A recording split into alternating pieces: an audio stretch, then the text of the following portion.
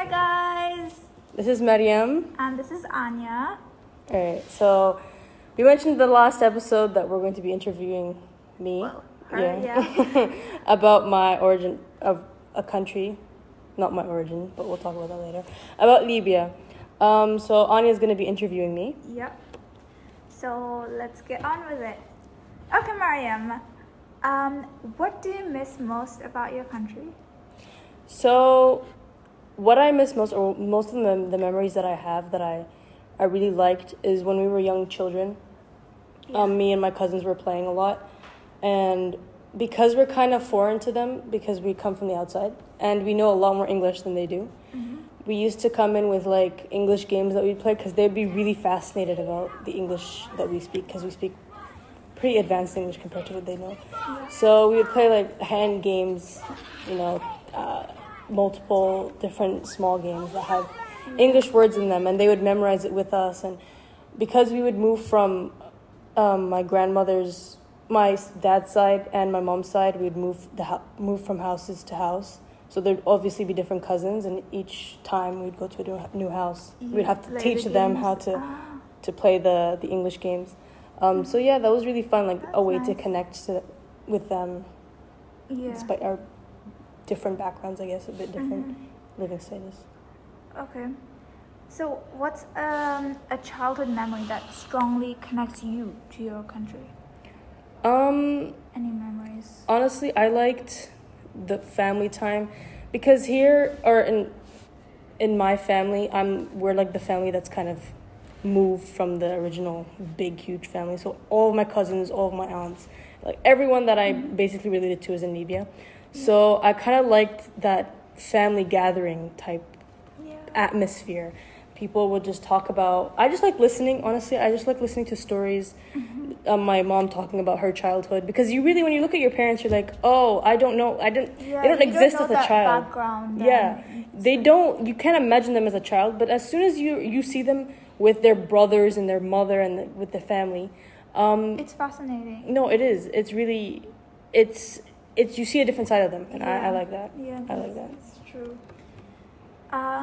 Okay, so how old were you when you left your country? So this question could be accessible to other people, but for me, in my case, I never really lived in my country. I lived in Canada. So we just visit from time to time, so there wasn't much. We didn't. My dad, though, he left during university, so when he wanted to go study, he studied abroad in Canada, and that's where we were born. Okay, that's cool. Can you tell me about a popular festival celebrated in your country? So I had to actually do research about this, which is pretty interesting. There's a festival called Nalut, Spring Festival. I actually have never participated in it, but I think from what I read, it's some festival that's done to celebrate the beginning of the spring, to show like they do a lot of desert activities. They do riding horses. They, I think, sing tribal songs, music, stuff like that, using drums and stuff. That's what I read.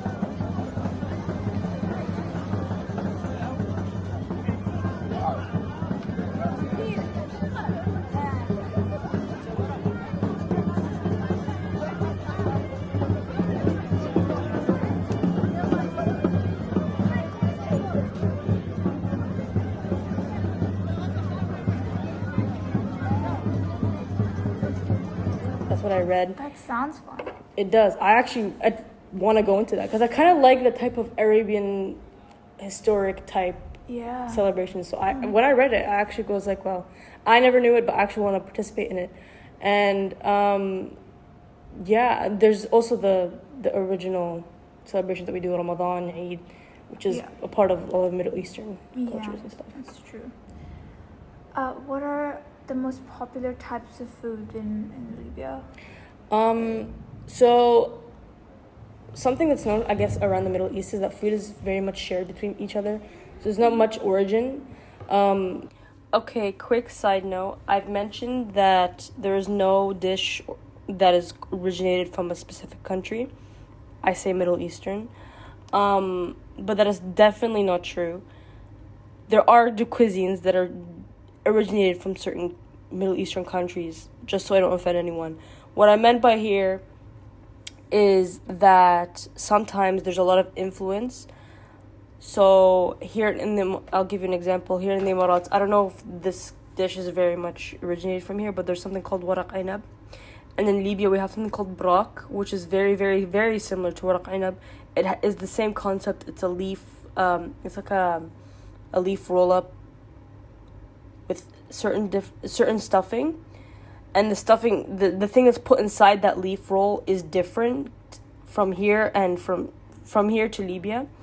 So that's what I meant by there's no origin, which I am wrong with that. There is an origin to some cuisines, but sometimes there's changes in cuisines, and that's why it's so unique, these dishes, because you come upon these dishes in different countries, and it's tastes different, has different ingredients in it, and yeah, that's what I meant in that section, just as a clarification. But something that we as Libyans like to use as a celebration type food, is something called asida.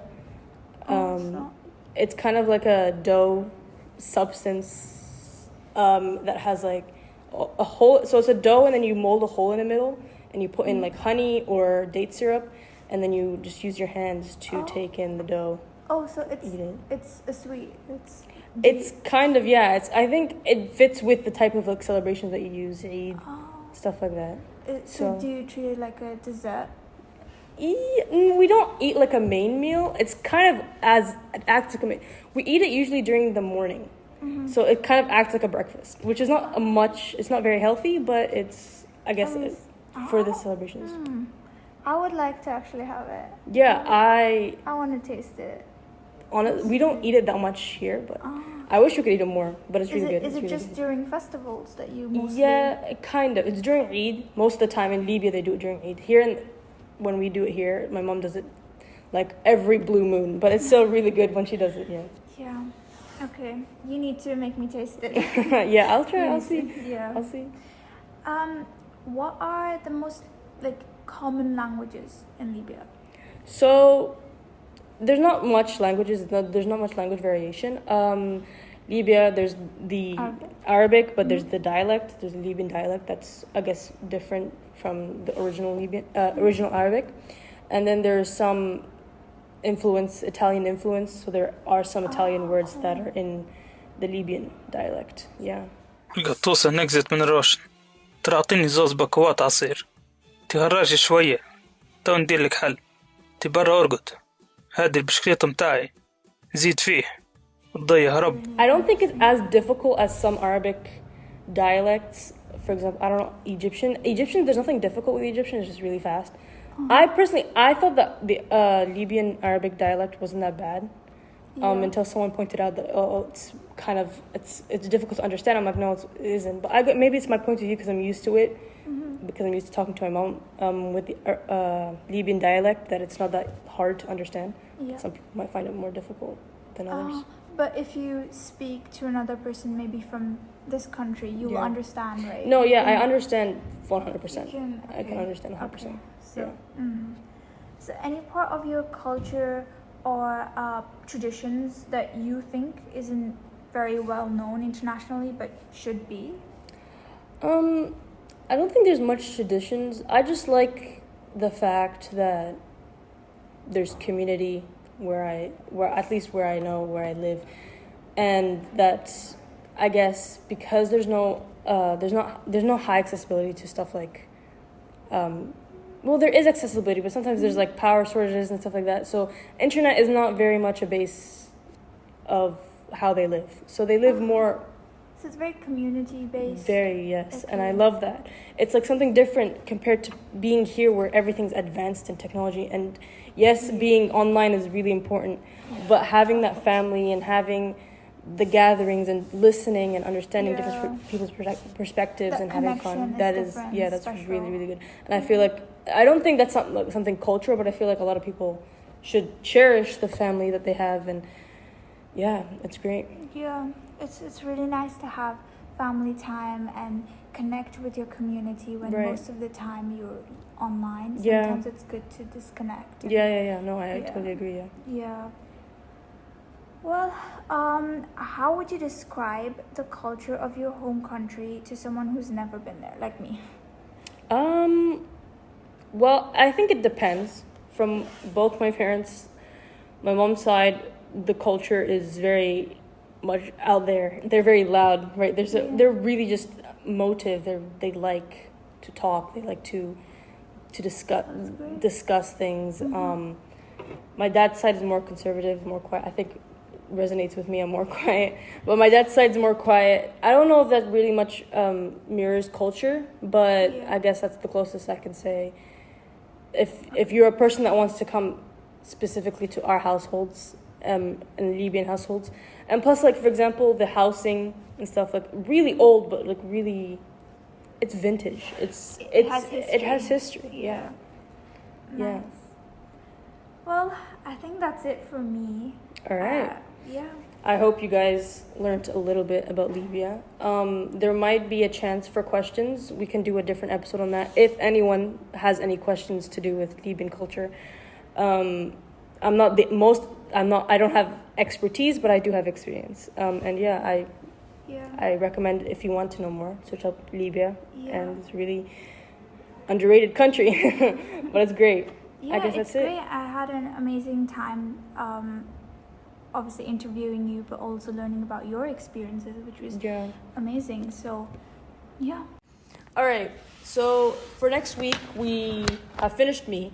So we're going to do the second person, our second co-host. On me. Yeah. So Anya is going to be our next guest, and we're going to be talking about India. Yeah. So I'm going to be interviewing her, and you guys are going to learn more about India. Yeah. So you can click the link below and ask any questions, suggest anything you want to. All right. Thank you. Bye.